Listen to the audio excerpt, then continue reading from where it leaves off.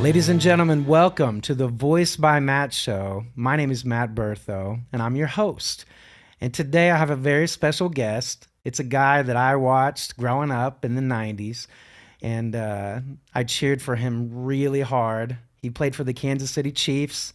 He's one of the best place kickers of all time, Mr. Number 8, Nick Lowery. Hey, thanks, Matt. Appreciate it. Go Chiefs, baby. Oh man, right? Isn't that I feel so spoiled right now. Like Yeah. spoiled. Yes, we are. That's because you are. That's because I am. Because we are. We've got. I do worry what's going to be the transition in a post Travis Kelce era because he's been so much a part of this dynamic duo that he and Patrick have created. But Patrick keeps learning. And so here he is at 28 with his, sixth consecutive AFC championship game and fourth Super Bowl. It's going to be interesting. And I guess it's inevitable to talk about the comparison of experience that the Chiefs have had the last 4 years with, San Francisco losing to us 4 years ago. And now this, upstart quarterback in Brock Purdy against the Magic Man himself, the Magic Johnson of the NFL. Yes. Yeah, the Magic Man himself, Mahomes. Nick, you were a part of some pretty epic teams in the 90s. You had Montana, correct? We had Steve DeBerg in 1990 when we went to the playoffs and started to fill up completely Arrowhead Stadium with a sea of red. David Craig, and then of course Joe Montana for a couple of years, and just in the playoffs every year. What Marty did with Carl Peterson creating and the framework, if you will, was almost instantaneously in 1989, his first year, making us more of a team and a tougher team. Even when the talent wasn't that different, it showed how a team takes on the personality of its head coach. And Marty was one tough SOB. And I loved it because it was all about work your tail off and produce in games. You take care of those two things. And I loved being a dependable part of those Marty Schottenheimer playoff teams. Man, goosebumps you saying that out loud. What was it like the behind the scenes, like the locker room and the talks, the expectations? You talk because I know I did some research on you, Nick. Like you're a really awesome speaker in the field of mental toughness and what it takes. You have a new book coming out. I want to tell everybody about. Yes, sir. And you can talk a little bit about that, but it goes along with what I'm getting into now with the mental toughness. But talk to us a little bit about behind the scenes of Marty and like how he instilled in you guys this toughness, because at that level, you guys are the cream of the crop. You're professional. You're the best in every area. You're drafted, you're undrafted. Like you have guys on that team that have lived and breathed this moment. And for Marty to get that potential out of you, using his voice. How did that happen? So, first of all, you can be the cream of the crop, but cream can curdle, right? If it's not in the right environment. And I'll give Carl Peterson credit because I remember sitting there and looking at Marty's hands slightly shaking, and Carl speaking to the team for the first time, just using the legendary quote from Vince Lombardi saying, "Winning is a habit, but so also is losing. And we are here to win, gentlemen." And then Marty getting up, there's a big difference, number one, between individual psychology and team psychology. It's a heck of a lot more complicated. And a head coach can work and coach the individuals on his when he's a defensive coordinator or an offensive coordinator, like Steve Spagnuolo does such a phenomenal job for us on defense. But when the head coach takes over, he's not just focused on the individual motivation. He's got to think about the team, and how I keep them together. And you'll notice Marty did it. We were always on the same page. On Wednesday, we'd have a Tuesday off. We'd have a workout and watch game film on a Monday. And then Wednesday, we're getting back at it. And Wednesday morning was a good hour presentation by Marty on here's who we're playing. Here's what we want to do. Here's who we have to stop. But always understanding that you don't give the other team bulletin board material. You don't open your big, stupid mouth because you feel so powerful. And you see that today with some players, including, frankly, in the Ravens game on Sunday, that we pushed the Ravens to be more physical than they already were, which was pretty darn physical. Yeah. And that put them to an emotional level where they did some stupid things, whether it was Flowers taunting L'Jarius Sneed, who then gets him back and knocks the ball out just as he's 1 foot from the goal line. That play, oh my God, incredible! But when you start doing that, you frustrate a bad team, but a good team just gets even more focused. And we can't avoid talking about the bizarre behavior of Justin Tucker, who's the best kicker in the history of the game, a great guy, opera singer, incredible human being. But somehow he had, over the years, I think, come to think it was okay to violate the fundamental protocol in pregame, which is you don't spend your time warming up right in the middle of the other team's warm-ups. You stay on your side of the field. And he's not only doing that, he's not on the 45-yard line or 40-yard line like Buddy Ryan was when we played the Warren Moon-led Houston Oilers in the 94 playoffs almost exactly 30 years ago. Wow. He was on the goal line right next to Patrick Mahomes, who might have tripped on his helmet, helmet or his footballs or his little ball holder there. And so all it did was give us that little bit more edge. So Nick, I don't mean to cut you off, but as a professional kicker, what is the actual protocol? Because I remember watching this on Instagram. I just said the protocol. The protocol is you don't go to the other side of the field and you don't kick field goals on the other side of the field when they're there. You just don't do that. When they're done, you do, but you don't do it. Like I would walk on the sidelines. I'll never forget Kellen Winslow, who went to the University of Missouri, played with me, was a teammate on the All-Pro team, the Pro Bowl team that kicked the game-winning field goal back in '82, and we'd been friends ever since. And I could walk up to him from the sidelines and stand next to him, and he's stretching, not getting in his way. He's just stretching and shake his hand, say, "How you doing, brother?" That was great. But anything more, walking into the middle of the field, just strange. So once again, Justin Tucker's a great guy in every other sense. But as Patrick Mahomes and Kelsey said, if you're going to be a DICK, I can be one too. And as Patrick said, only 3 times in 7 years has someone ventured right in the middle of their warm-ups, and it's always been in Baltimore. It's always been Justin Tucker. So I don't know where he got the feeling that was okay, but thank you. Thanks for giving us a little bit more of an edge. Yeah. It's pretty incredible that emotional edge. Watching Patrick and Kelsey and the Chiefs in the playoffs is a completely different team than watching them in the regular season right now. And so I have a question for you, Nick, because you know this environment, you know these coaches. Is Andy Reid that brilliant that he would specifically, this is just a theory I have, that he would specifically not target Kelsey as much the last 4 games of the season to give him a break, and then also make people think he's done, he's old, he's retiring, he's hanging it up after this season?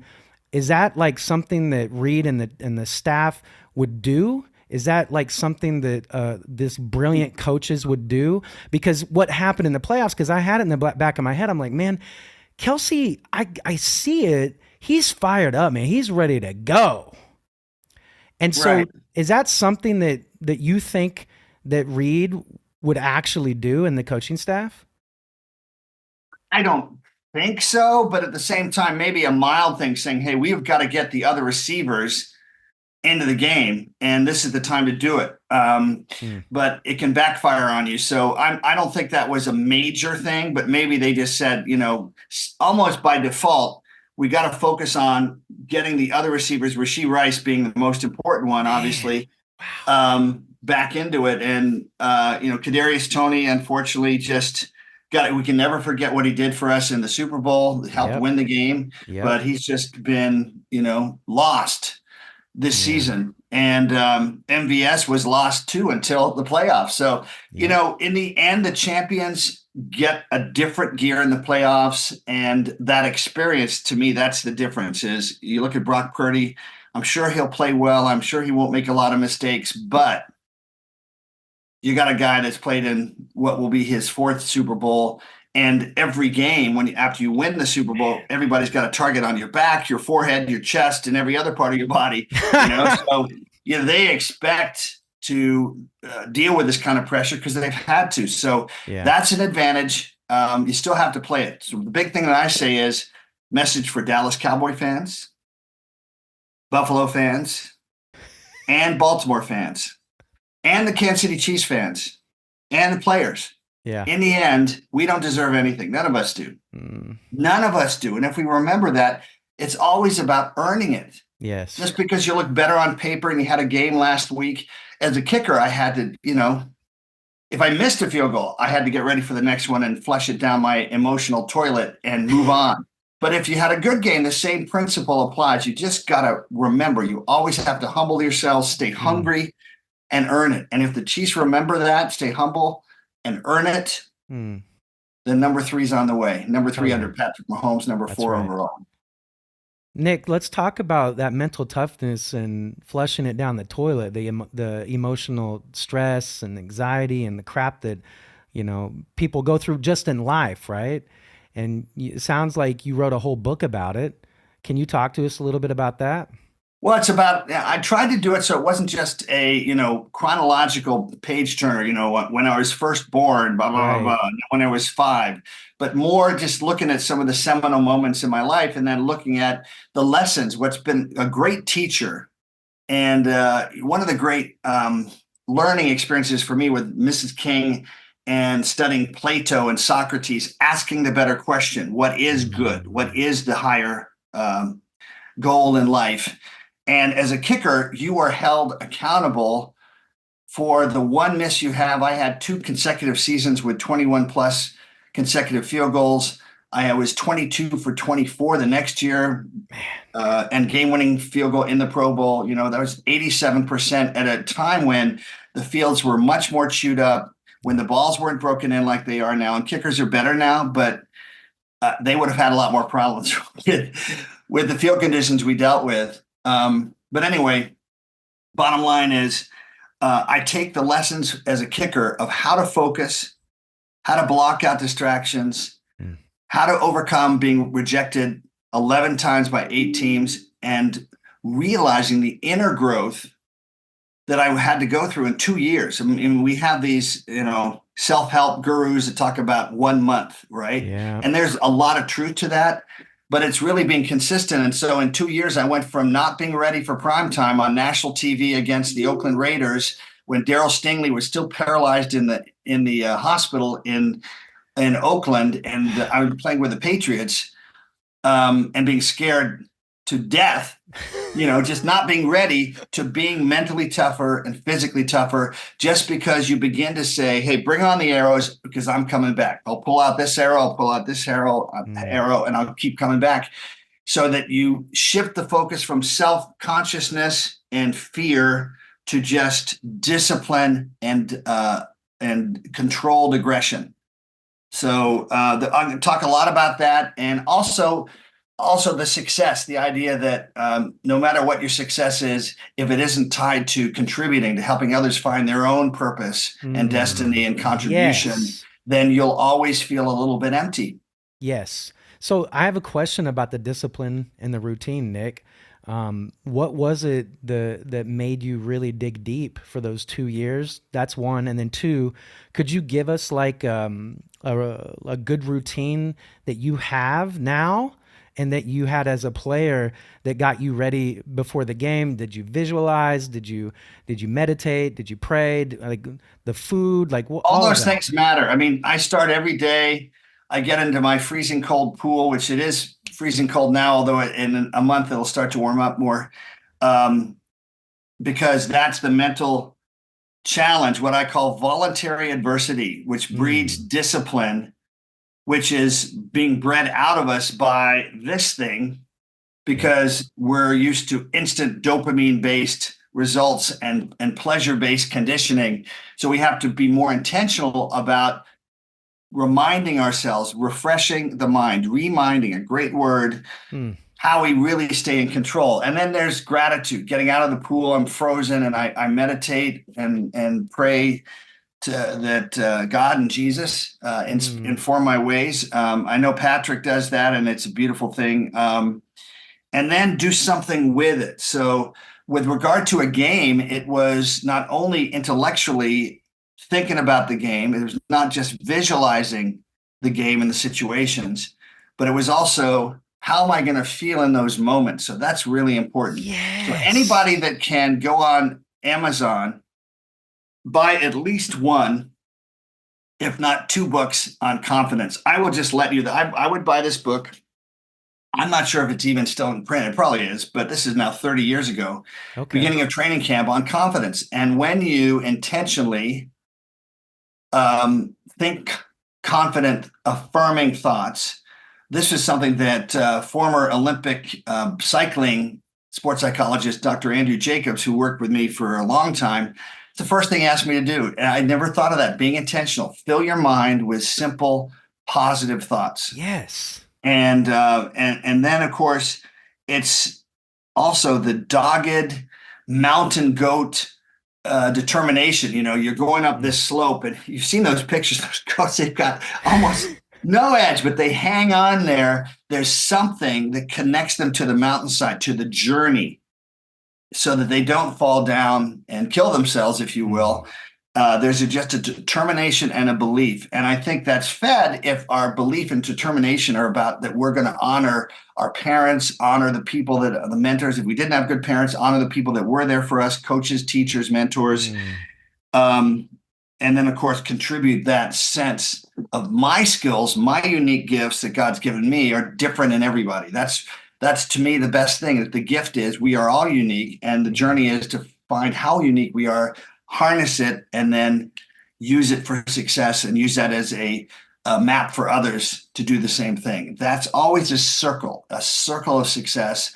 And those are the people that don't sabotage themselves when they get to the mountaintop. Andre Agassi talks about it, how he was never more miserable than when he was number one for the first time. Wow. And then he went down to 140th in the world, and then took ownership of it and was intentional every day with what he did, because that's what he had control over. And Dr. Jacobs would always say to me, what do you have control over? Nothing except this, my choices. I can't control the coach. I cannot control the girlfriend. I cannot control my friends, my family, but I can't control how I see my opportunities and what I do, and to interpret them, and then to make the best choices I can and follow through with consistency. The thing I'm most proud of is to be a consistent person in my life for the people I love and care about, and to be a great teammate and be dependable and make those kicks. I didn't make every one of them. So how do I do it? Did I then say, I missed that kick, therefore I'm a failure? No, failure ends up being one more reference to how not to do it. And so it's always learning. When I'm 100 years old, like Arthur Mayer, my professor at Dartmouth College, I remember walking with him after his lecture. He was the most popular professor on campus. And he talking with his 88-year-old wife. How'd I do after his lecture? How can I get it better tomorrow? I want to be that way when I'm 94 or 100 years old. How can I get it better tomorrow? Yeah. So you segued right into where I want to go. You know, Nick, you've had such a beautiful life, with a lot of amazing, accolades, and it sounds like you're having a blast. It looks like you're doing great as a speaker also. You got the book coming out. What is the legacy for you? Like, you talked about something also, the why, your why. Ben Newman, the mental toughness coach for Kansas State football, talks about the burn, or that inner drive, right? Yep. So what's that motor inside? They talked about Bill Moss had that motor inside. Just the players. Isaiah Pacheco. Is that a guy with a bird? Is that a guy with a Boy. motor? Woo! And does that not translate to the rest of the team? I think he's really helped Patrick because he's just so, and of course, Travis, especially in the playoffs this year, he's been working through a lot of emotions and a lot of ridiculous amounts of attention with the Taylor thing, and he had really a rather poor, he only had one touchdown the last half of the season, but look at him now. So yeah, to me, the burn is a sense of gratitude and a sense that I make the most of what I can do to help others. That's the transition from the proper role developmentally of the ego, which is not all bad, which is to set goals, to compare ourselves to others, and then to say, here's the role model or two or three or four or five that I want to make myself like.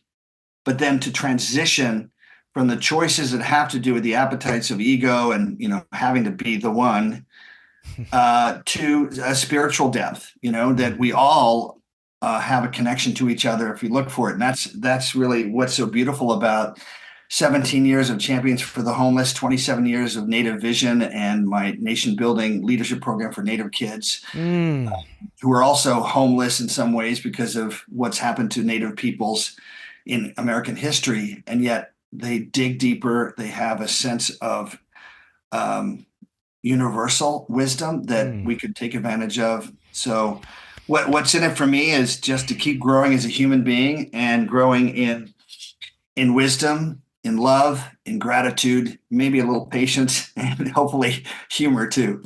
Yeah. Well, you have a great spirit about you, Nick, and I know that you've worked on that. I can feel it. I want to talk a little bit about energy for a second, because you use your voice. I help people with technique, with storytelling, and with energy. I call it performance magic, so people can feel what we want them to feel. And I think you're going to understand this part, but see what we want them to see, our vision.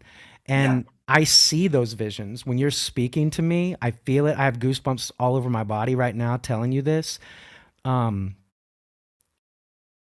far as that energy, because I love Arrowhead and that energy, right? And I was blessed that I got to watch you guys on Monday Night Football, and I got to watch a guy named Derek Thomas get to blow up that quarterback. And that place just electric. Like, you can feel it right now. I can feel it. I can see it. Explain that as a player, that energy that the audience gives you, that the fans give you. What does that feel like as a player on the field to have 78,000 people thinking about Nick Lowery? Well, first of all, if you depend on that, then you'll also have an external source for validation, which is not good, right? Because then you'll be playing away and you're not getting a lot of validation in a black hole in Oakland, or I guess Vegas now, or in Buffalo or New England, where they shout very directed, very personal Shakespearean soliloquies about your mama. Oh, man. And so, but just frankly, that 23 below game against Miami, the first playoff game, I was there, and I went with one of my best friends, Scott Passmore. He's from Kansas City. He's been the anchor for Good Morning Arizona for 34 years, but he's a big Chiefs fan, went to K-State, was a sprinter there. When we walked right down to the field, right at the bottom of the stands, and the camaraderie with the fans was just incredible. So that, it's sort of like, we may die today, which we won't, but it sure is cold and it's dangerous. But hey, we're here because we're here. We really are committed no matter what. And that, to me, that said a lot about the character of Chiefs fans, which, was not quite that way back in the 80s when we were not a good team. And now look at how it's just blossom, this Chiefs nation, Chiefs kingdom. It's a beautiful thing, but you can't depend on it. So to me, it's just wanting to honor the people and be a good role model for the people you want to inspire. Tony Robbins called me. I became friends with him, did an infomercial for him. Awesome. After the 90 season in 91, it was on for about 12 years. And because I really liked his tapes. I liked his books and his tapes. I think his seminars, not so much, but he was great. He'd taken me to Fiji, where he has a great location there and brings people out. And he called me the day before the championship game against Buffalo 30 years ago. And he said, how you feeling? I said, I'm kind of nervous. I don't want to disappoint anybody. He said, well, who are you here? Who are you playing for? And for me, I was playing for the kids with cerebral palsy, my cerebral palsy all-stars, and for the inner city kids with the Adult Role Models for Youth program. And that was so helpful to remember you're playing for something bigger than you. That's different than saying I'm playing for the cheers of the audience. Wow. You know, I'm playing for those kids that they see through me, courage, focus, determination, no matter what, you know, because that's armor. Armor isn't that you're putting on this breastplate and then you're not going to be hit. Armor, you know, is really that you had a bullet, you had an arrow, whatever it was, and bounced off you, hit you, maybe affected your balance temporarily, but you just got back up and kept going. And that emotional armor, that's what Marty helped teach us. Carl helped set the stage for that. Great coaches like, I mean, think about it, Bill Cowher, Tony Dungy, I know, Mike McCarthy, Bruce Arians. Those are all Super Bowl champion coaches. Al Saunders, just great teachers. And I hope in my own way I can be a teacher, not so much with talking so much, but hopefully backed up with consistency. That's what I'm most proud of. Champions for the Homeless. We're in our 17th year. Native Vision, which was on Oprah as the best new program for Native youth, is in its 27th year. To me, if you want to make a difference in the world, just say, what could I do for a generation? Yeah. What can I stick with for a generation? Now that better be worth it. Because if you stick with it, then it goes from all this psychology around intention to the reality, or what Harvard calls social capital. You've created something new, some new asset in your world, in your community that wasn't there before. So now with Native Vision, kids that were 16 in 1996 in Chinle on the Navajo reservation are now 43. And they've got kids and they've got a career. And they can never say that pro athletes, Olympic gold medalists, World Cup champions in soccer, Tiffany Milbritt and Christy Pierce just come from the World Cup, NBA stars, just, you know, college coaches, that they would come out for free just to say, you're loved, you're not forgotten. And then we've been doing that now for 27 years with Johns Hopkins and the NFL Players Association and my friend Clark Gaines. And that's taught me, I think, just to stay with it, stay with it, stay with it. Man. Well, Nick, one last question before we stop. I know you have to get off here, but with the players and the youth, men that are growing up right now in this social media age, you kind of hit on it a little bit.